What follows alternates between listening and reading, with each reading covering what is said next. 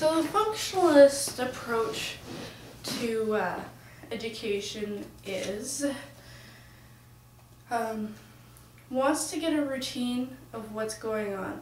So basically this is why they do what they do, which it's hard to determine sometimes the things that they do. Like why Timmy always seems to pick on Sally.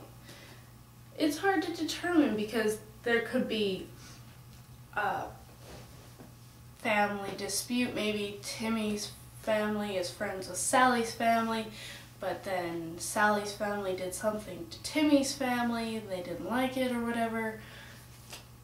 I don't know, I might be going off topic. I'm not sure.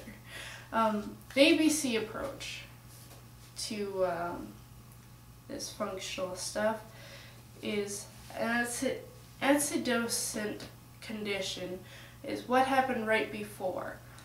So basically, when you're dealing with the discipline, you need to take a snapshot of what's happening and imagine what happened before, and then you realize what's actually in the snapshot, so what's actually happened, and then the consequence, which happens right after. So you got A, the antecedent condition, you got B, which is the behavior, it's actually happened, and C is the consequence. So what's basically you're going to do right after the situation has happened. So Sally hit Jim, and you've got to take a picture right then in your mind. Picture what could have happened right before. So maybe Jim said something bad about Sally.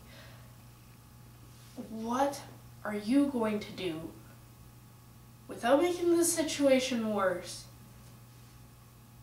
What are you going to do right after, which is your consequence? So maybe Sally has to go to the office and see the principal, or have a detention.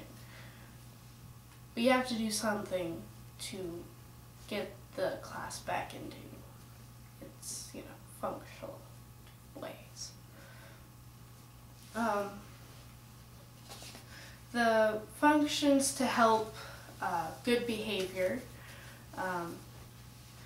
So basically, you want to teach them the desired behaviors that you want to see in the class. Constantly reinforcing the behavior that helps their dignity. So basically, you want to make sure that you're supporting the right behaviors versus the wrong ones. Provide predictable routines in class. So maybe every day when you come into class, everyone reads for 5 minutes, or you ask questions for the first 5 minutes of class.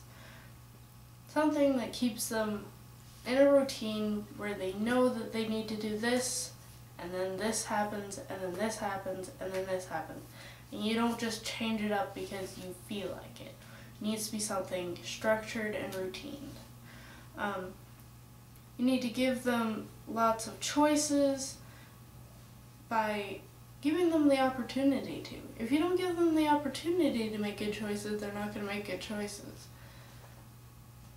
Because, some kids out there, they can rattle you down to the thin little lines of your bones before they'll actually do what you ask, because you're not giving them the opportunity to prove themselves as good choice makers.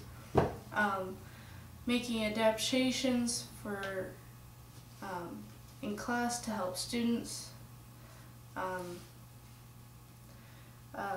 So basically, if you're not making adaptations in your classes to adapt to what the students need, you're not going to be very successful in what you're doing. But yeah.